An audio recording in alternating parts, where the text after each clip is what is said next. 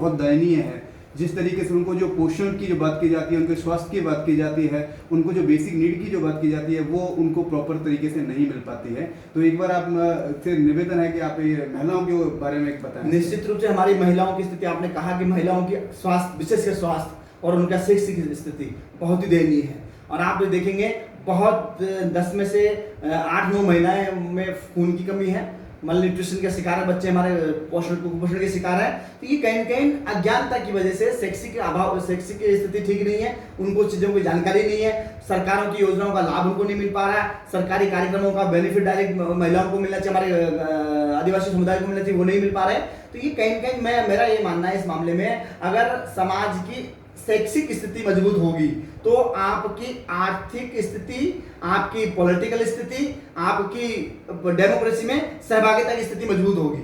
तो मैं सबसे ज्यादा फोकस सरकार आजकल शिक्षा पर कर रही है, अच्छे कॉलेज खोल रही है, अच्छे कॉलेज स्थापित कर रही है, स्कूल कॉलेज गांव-गांव ढाणी ब्लॉकों में खोले जा रहे हैं। अभी राजस्थान सरकार ने तकरीबन 40 से 50 नए कॉलेज खोले, ये अपने आप में बड़ी अचीवमेंट्स हैं। और वो तमाम कॉलेज उन इलाकों में खोले जहां पर हमारी लड़कियां विशेषकर पढ़ने में बड़ी तकलीफ उनको होती थी, पढ़ने के लिए 40-50-100 किलोमीटर जाना पड़ता था। हमारी राजस्थान सरकार ने, वो राज्य सरकार ने तुरंत प्रभाव से वो कॉलेज इसी सत्र से चालू किए, और इसका डायरेक्ट बेनिफिट हमारे समाज के लोगों को मिलेगा, विशेषकर महिलाओं को, हमारी लड़कियों को जो पढ़ना चाहती है लेकिन कॉलेज दूर होने की वजह से वो पढ़ नहीं पाती, पढ़ाई छोड़ देती है या जा नहीं पाती है। तो इस तरह की जो विकास हो रहे हैं, नए कॉलेज खुल रहे हैं, नए स्कूल्स खुल रहे हैं, नए स्वास्थ्य केंद्र खुल रहे हैं, तो उनका आंगनबाड़ी केंद्रों की संख्या में बढ़ोतरी हो रही है, पंचायतों का पुनर्गठन किया गया, ये तमाम तरह की चीजें देखेंगे तो कहीं कहीं समाज के प्रत्येक व्यक्ति को सशक्त बनाने की दिशा में बहुत अच्छे कदम है। और इनका डायरेक्ट बेनिफिट हमारे लोगों को मिलता है, चाहे वो आपका शैक्षिक स्तर हो, चाहे वो आर्थिक स्तर हो, इनमें सुधार होता है। और जब शिक्षा आपको मिलती है तो शिक्षा एक ऐसा जरिया है, ऐसा कंपोनेंट जिसको मानता हूँ। शिक्षा सबसे अहम मसला व्यक्ति मानव समुदाय का, समुदाय कोई भी हो, शिक्षा के माध्यम से आपके सारे विकास के द्वार खुलते हैं। और ये आज की तारीख में मैं विशेषकर इंदिरा गांधी राष्ट्रीय मुक्त विश्वविद्यालय से आता हूँ। हमारा रोल देखिए, हम लोग इंदिरा गांधी राष्ट्रीय मुक्त विश्वविद्यालय देश दुनिया के एक एक कोने में, देश के एक एक इलाके में जाकर एजुकेशन, दूरस्थ शिक्षा के माध्यम से लोगों को पढ़ाने का प्रयास करते हैं। एक एक इलाके में कॉलेज में हमने कुछ सेंटर खोले। हम चाहते हैं वो व्यक्ति जो कन्वेंशनल एजुकेशन का पार्ट नहीं बन पाया, पढ़ नहीं पाया, ड्रॉप आउट है, आर्थिक संकट की वजह से ड्रॉप आउट है, वो उनको पढ़ाने में हम लगे हुए हैं। और विशेषकर SC/ST के लोगों को इंदिरा गांधी राष्ट्रीय मुक्त विश्वविद्यालय बहुत सारे बेनिफिट दे रही है और कई सारे प्रोग्रामों में फ्री एडमिशन कर रहे हैं। तो ये कहीं कहीं सरकार की तरफ से उठाए गए कदम है। सरकार चाहती है हर व्यक्ति को एजुकेशनली एम्पावर किया जाए, सरकार चाहती है हर व्यक्ति की आर्थिक दशा सुधरे, सरकार चाहती है कि राजनीतिक पार्टिसिपेशन, राजनीतिक सहभागिता मजबूती से बढ़े, ताकि लोग बढ़ चढ़कर अपने मुद्दों को, अपनी समस्याओं को अपने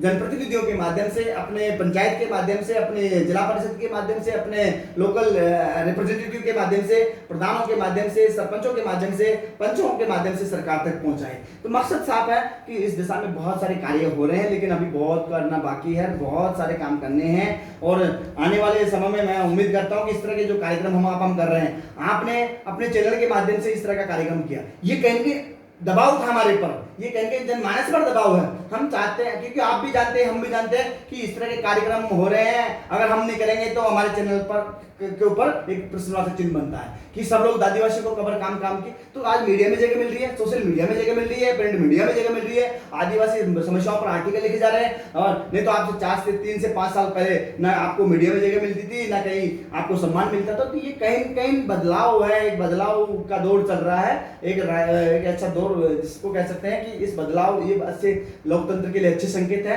कि लोगों को बराबरी का हक दिलाने की दिशा में राज्य सरकारें, केंद्र सरकारें, संयुक्त राष्ट्र संघ बहुत सक्रिय भूमिका निभा रहा है।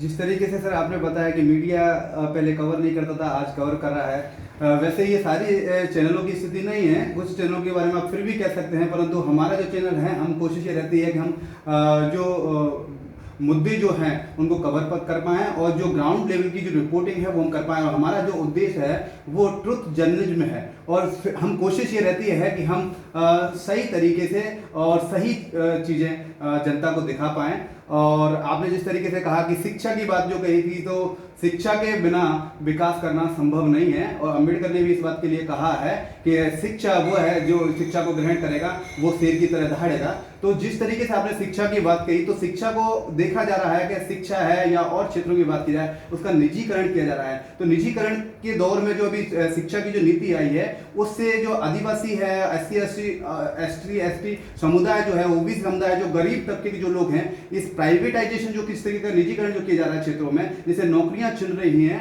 जिससे रोजगार उनका जा रहा है और जिससे शिक्षा भी बहुत महंगी हो रही है। एक शिक्षा को लोगों ने, जिनके पास में सेंटर है, जिनके पास स्कूल है, कॉलेज है, उन्होंने उसका एक बिजनेस बना दिया है। तो आप उसके बारे में क्या कहेंगे सर? नहीं, सबसे बड़ा मसला आपने बड़ा अहम सवाल किया।